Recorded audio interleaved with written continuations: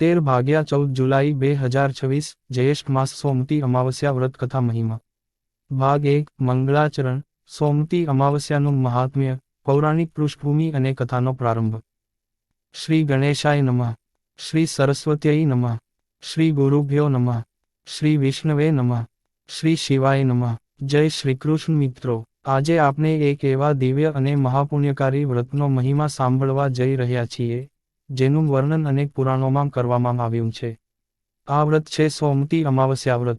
જ્યારે અમાવસ્યા તિથિ સોમવારે આવે ત્યારે તેને સોમતી અમાવસ્યા કહેવામાં આવે છે. આ દિવસે ભગવાન શિવ, માતા પાર્વતી, ભગવાન વિષ્ણુ, પિતૃદેવો અને પીપળા વૃક્ષની ઉપાસના કરવાથી અક્ષય પુણ્ય પ્રાપ્ત થાય છે. વર્ષ 2026માં 13 અને 14 જુલાઈ દરમિયાન આવતી જ્યેષ્ઠ માસની સોમતી અમાવસ્યા અત્યંત શુભ અને પુણ્યદાયી માનવામાં આવે છે. આ દિવસે કરવામાં આવેલ સ્નાન, દાન, જપ, તપ, વ્રત અને પીપળાની પ્રદક્ષિણાનું ફળ અનેકગણું વધી જાય છે. શાસ્ત્રોમાં કહેવામાં આવ્યું છે કે અમાવાસ્યા તિથિ પિતૃઓને પ્રિય છે, સોમવાર ભગવાન શિવને પ્રિય છે. જ્યારે બંનેનો પવિત્ર સંયોગ થાય ત્યારે તે અસંખ્ય જન્મોના પાપોનો નાશ કરનાર બની જાય છે. જે વ્યક્તિ શ્રદ્ધાપૂર્વક આ વ્રત કરે છે તેના જીવનમાં સુખ, શાંતિ, સમૃદ્ધિ, સંતાન સુખ, અખંડ સૌભાગ્ય અને પિતૃકૃપાનો આશીર્વાદ પ્રાપ્ત થાય છે. આ વ્રત ખાસ કરીને સુહાગીન સ્ત્રીઓ માટે અખંડ સૌભાગ્ય આપનાર માનવામાં આવે છે, પરંતુ પુરુષો, કુંવારા યુવક યુવતીઓ અને વૃદ્ધો પણ આ વ્રત કરીને પુણ્ય પ્રાપ્ત કરી શકે છે. હવે પ્રશ્ન થાય કે આ વ્રતનો પ્રારંભ કેવી રીતે થયો, તેનું મહાત્મ્ય સૌપ્રથમ કોણે જણાવ્યું, અને સોમતી અમાવસ્યાની પ્રસિદ્ધ કથા શું છે? આ તમામ પ્રશ્નોના ઉત્તર આપણને પુરાણોમાંથી મળે છે. એક વખત નૈમિષારણ્યમાં મહર્ષિ શૌનક સહિત 88,000 ઋષિઓ મહાયજ્ઞ કરી રહ્યા હતા. ત્યાં પધારેલા મહાપુરાણી સૂતજી મહારાજને સૌ ઋષિઓએ વિનમ્રતાથી પ્રણામ કરીને કહ્યું, હે મહાત્મા, કલિયુગમાં મનુષ્ય અલ્પ આયુષ્યવાળો, દુર્બળ અને પાપોથી ઘેરાયેલો બનશે. એવા સમયમાં કયું વ્રત એવું છે જે સરળ પણ હોય અને મહાપાપોનો નાશ કરનાર પણ હોય? એવું કયું વ્રત છે જેનાથી પિતૃ પ્રસન્ન થાય, ભગવાન શિવની કૃપા મળે અને અખંડ સૌભાગ્ય પ્રાપ્ત થાય? સૂતજી સ્મિત કરીને બોલ્યા, હે ઋષિવરો, તમે અત્યંત કલ્યાણકારી પ્રશ્ન પૂછ્યો છે. આ જ પ્રશ્ન પ્રાચીન સમયમાં દેવર્ષિ નારદજીએ ભગવાન વિષ્ણુને પૂછ્યો હતો. ત્યારે ભગવાને સોમતી અમાવસ્યાનું અદ્ભુત મહાત્મ્ય વર્ણવ્યું હતું. આજે હું એ જ દિવ્ય કથા તમને સંભળાવું છું. સૂતજી આગળ કહેવા લાગ્યા, આ કથા માત્ર સાંભળવાથી પણ પાપોનો નાશ થાય છે. શ્રદ્ધાપૂર્વક તેનું શ્રવણ કરનારના ઘરમાં સુખ સમૃદ્ધિ વધે છે અને ભગવાનની કૃપા સદા રહે છે. એમ કહી સૂતજીએ ભગવાન વિષ્ણુ અને દેવર્ષિ નારદ વચ્ચે થયેલા પવિત્ર સંવાદનું વર્ણન શરૂ કર્યું. આ સાથે ભાગ 1 પૂર્ણ થાય છે. આગળના ભાગમાં ભગવાન વિષ્ણુ દ્વારા દેવર્ષિ નારદને સોમતી અમાવસ્યા વ્રતનું રહસ્ય, તેનું મહાત્મ્ય અને મુખ્ય કથાની શરૂઆતનું વિસ્તૃત વર્ણન આવશે. 13 જુલાઈ 2026 જ્યેષ્ઠ માસ સોમતી અમાવસ્યા વ્રત કથા મહિમા ભાગ 2 ભગવાન વિષ્ણુ દ્વારા સોમતી અમાવસ્યા વ્રતનું મહાત્મ્ય, ગરીબ બ્રાહ્મણ પરિવાર અને ગુણવતીની કથાનો પ્રારંભ. શ્રી ગણેશાય નમઃ શ્રી વિષ્ણવે નમઃ. દેવર્ષિ નારદજીએ ભગવાન શ્રીહરિને વિનમ્રતાપૂર્વક પ્રણામ કરીને પૂછ્યું, હે નારાયણ, કલિયુગમાં મનુષ્યનું મન ચંચળ છે, આયુષ્ય અલ્પ છે અને પાપોની સંખ્યા દિવસે દિવસે વધી રહી છે. આવા સમયમાં એવું કયું વ્રત છે જે સરળ પણ હોય અને મહાપુણ્ય આપનાર પણ હોય? એવું કયું વ્રત છે જે પિતૃઓને તૃપ્ત કરે, અખંડ સૌભાગ્ય આપે, દુર્ભાગ્ય દૂર કરે અને ભક્તના જીવનમાં સુખ શાંતિ સ્થાપિત કરે? ભગવાન શ્રીવિષ્ણુ પ્રસન્ન થયા અને મૃદુ સ્વરે બોલ્યા, હે દેવર્ષિ, તું લોકકલ્યાણ માટે પ્રશ્ન પૂછે છે, તેથી હું આજે એક અતિ ગુપ્ત અને મહાપુણ્યકારી વ્રતનું રહસ્ય જણાવું છું.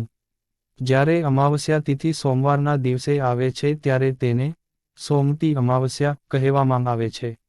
આ દિવસે શ્રદ્ધા, ભક્તિ અને નિયમપૂર્વક કરેલું વ્રત અનેક અશ્વમેધ યજ્ઞ જેટલું ફળ આપે છે. ભગવાન આગળ કહેવા લાગ્યા, આ દિવસે બ્રહ્મ મુહૂર્તમાં ઉઠીને પવિત્ર નદીમાં અથવા ઘરમાં ગંગાજળ મિશ્રિત જળથી સ્નાન કરવું. ભગવાન શિવ, માતા પાર્વતી, ભગવાન વિષ્ણુ અને પિતૃદેવોનું સ્મરણ કરવું. પીપળાના વૃક્ષને ભગવાન વિષ્ણુનું સ્વરૂપ માની તેની પૂજા કરવી અને શ્રદ્ધાપૂર્વક પ્રદક્ષિણા કરવી. જે ભક્ત આ દિવસે દાન, જપ, તપ, ગૌસેવા, બ્રાહ્મણ સેવા અને પિતૃ તર્પણ કરે છે, તેના જન્મોજન્મના પાપો નષ્ટ થાય છે. તેના ઘરમાં ક્યારેય અન્ન અને ધનની અછત રહેતી નથી. નારદજીએ ફરી પૂછ્યું, હે પ્રભુ, શું માત્ર એક દિવસના વ્રતથી એટલું મહાન ફળ પ્રાપ્ત થઈ શકે? ભગવાન હસ્યા અને બોલ્યા, હે નારદ, જ્યારે શ્રદ્ધા, ભક્તિ અને સત્યનો સંગમ થાય છે ત્યારે નાનું કર્મ પણ મહાન બની જાય છે. સોમવાર ભગવાન શિવનો દિવસ છે અને અમાવસ્યા પિતૃઓની પ્રિય તિથિ છે. તેથી બંનેનો સંયોગ અસાધારણ પુણ્યદાયક છે. પછી ભગવાને કહ્યું, હવે હું તને એક સત્ય ઘટના કહું છું. આ કથા સાંભળવાથી પણ સોમતી અમાવસ્યાના વ્રતનું ફળ પ્રાપ્ત થાય છે. ગરીબ બ્રાહ્મણ પરિવારની કથા. પ્રાચીન સમયમાં એક પવિત્ર નગરમાં એક વિદ્વાન પરંતુ અત્યંત ગરીબ બ્રાહ્મણ રહેતા હતા. તેઓ વેદોના જાણકાર, સત્યવાદી, દયાળુ અને ભગવાનના પરમ ભક્ત હતા. તેમની પત્ની પણ પતિવ્રતા, ધાર્મિક અને સેવાભાવી હતી. ગરીબી હોવા છતાં તેઓ ક્યારેય ધર્મનો ત્યાગ કરતા નહોતા. દરરોજ ભગવાનનું સ્મરણ, સંધ્યાવંદન અને અતિથિ સેવા તેમના જીવનનો નિયમ હતો. તેમને ઘણા પુત્રો હતા અને એક પુત્રી હતી. આ પુત્રીનું નામ હતું ગુણવતી. જેમ નામ તેમ ગુણ. ગુણવતી અત્યંત વિનમ્ર, શાંત, માતા પિતાની આજ્ઞાકારી અને ભગવાનમાં અખંડ શ્રદ્ધા ધરાવતી હતી. તે દરરોજ વહેલી સવારે ઉઠીને ઘરની સફાઈ કરતી, માતા પિતાની સેવા કરતી, તુલસીને જળ અર્પણ કરતી અને ભગવાનનું ભજન કરતી. ધીરે ધીરે સમય પસાર થયો અને ગુણવતી યુવતી બની. તેનું સૌંદર્ય, વિનય અને સદાચાર સમગ્ર નગરમાં પ્રસિદ્ધ બન્યા. બ્રાહ્મણ દંપતીને હવે પુત્રીના લગ્નની ચિંતા થવા લાગી. પરંતુ તેમની ગરીબી એટલી હતી કે યોગ્ય વર શોધવો પણ મુશ્કેલ બન્યો. એક દિવસ એક તેજસ્વી સંન્યાસી ભિક્ષા માટે તેમના ઘેર આવ્યા. બ્રાહ્મણે ભક્તિપૂર્વક તેમનું સ્વાગત કર્યું. ઘરમાં જે થોડું અન્ન હતું તે પ્રેમથી અર્પણ કર્યું. સંન્યાસી અત્યંત પ્રસન્ન થયા. તેમને પરિવારના દરેક સભ્યને આશીર્વાદ આપ્યા. જ્યારે તેમની નજર ગુણવતી પર પડી ત્યારે તેઓ થોડા ક્ષણો માટે મૌન થઈ ગયા. તેમના દિવ્ય જ્ઞાનથી તેમને ભવિષ્યનું દર્શન કર્યું. બ્રાહ્મણે વિનમ્રતાથી પૂછ્યું, હે મહાત્મન, મારી પુત્રીના ભવિષ્યમાં શું લખ્યું છે? સંન્યાસીએ ગંભીર સ્વરે કહ્યું, આ કન્યા સર્વગુણ સંપન્ન છે. તેના જેવા સદાચારવાળી પુત્રી ભાગ્યે જ જન્મે છે. પરંતુ તેના ભાગ્યમાં એક ભયંકર યોગ લખાયેલો છે. આ સાંભળીને માતા પિતાનું હૃદય ધ્રુજી ઉઠ્યું. તેઓએ કંપતા અવાજે પૂછ્યું, હે મહારાજ, કૃપા કરીને સ્પષ્ટ કહો. સંન્યાસી બોલ્યા, આ કન્યાના લગ્ન તો થશે, પરંતુ લગ્નના દિવસે જ તેનો પતિ મૃત્યુ પામશે અને તે તરત જ વિધવા બની જશે. આ વચન સાંભળીને ઘરમાં શોક છવાઈ ગયો. માતા રડવા લાગી, પિતા નિઃશબ્દ બની ગયા. ગુણવતી પણ ભગવાનનું સ્મરણ કરતી શાંત ઊભી રહી. થોડીવાર પછી બ્રાહ્મણે ફરી વિનંતી કરી, હે મહાત્મા, શું આ દુર્ભાગ્ય દૂર કરવાનો કોઈ ઉપાય નથી? સંન્યાસી બોલ્યા, દરેક કર્મનું ફળ હોય છે, પરંતુ ભક્તિ, સેવા અને મહાપુણ્યથી કઠોર ભાગ્ય પણ બદલાઈ શકે છે. બ્રાહ્મણ આશાભરી નજરે તેમની સામે જોવા લાગ્યા. સંન્યાસીએ કહ્યું, દૂર એક પ્રદેશમાં સોના નામની પતિવ્રતા ધોબણ રહે છે. તેણે પોતાના જીવનમાં અસંખ્ય સોમતી અમાવસ્યા વ્રતો કર્યા છે. તેની પતિસેવા અને વ્રતનું પુણ્ય અપરંપાર છે. જો તે પોતાના પુણ્યનો થોડો અંશ પણ આ કન્યાને અર્પણ કરશે તો તેનું વૈધવ્ય યોગ નષ્ટ થઈ જશે. બ્રાહ્મણે પૂછ્યું, હે સ્વામી, અમે ત્યાં કેવી રીતે પહોંચીશું? સંન્યાસીએ કહ્યું, માર્ગ અત્યંત કઠિન છે. જંગલો, નદીઓ અને સમુદ્ર પાર કરવા પડશે. પરંતુ જ્યાં સાચી શ્રદ્ધા હોય ત્યાં ભગવાન પોતે માર્ગ બતાવે છે. આટલું કહી સંન્યાસી આશીર્વાદ આપીને ચાલ્યા ગયા. ઘરમાં ફરી શાંતિ છવાઈ ગઈ. બ્રાહ્મણ અને તેમની પત્ની આખી રાત ભગવાનને પ્રાર્થના કરતા રહ્યા. ગુણવતી મનમાં એક જ પ્રાર્થના કરતી હતી, હે પ્રભુ, જો મારા પૂર્વજન્મના કર્મોથી આ દુઃખ મળવાનું હોય તો પણ મને એવો બળ આપજો કે હું ધર્મનો માર્ગ ક્યારેય ન છોડું.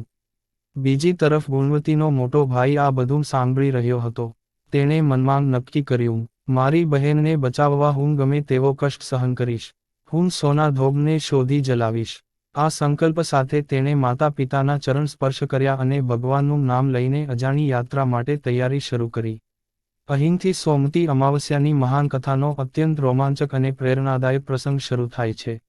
આગળના ભાગમાં આપણે જાણીશું કે ગુણવતીનો ભાઈ કેવી રીતે ભયંકર જંગલો, નદીઓ અને સમુદ્ર પાર કરીને સોના ધોબણ સુધી પહોંચ્યો, તેણે ગુપ્ત રીતે કેવી સેવા કરી અને કેવી રીતે તેની નિસ્વાર્થ સેવાથી સમગ્ર કથામાં અદ્ભુત વળાંક આવ્યો.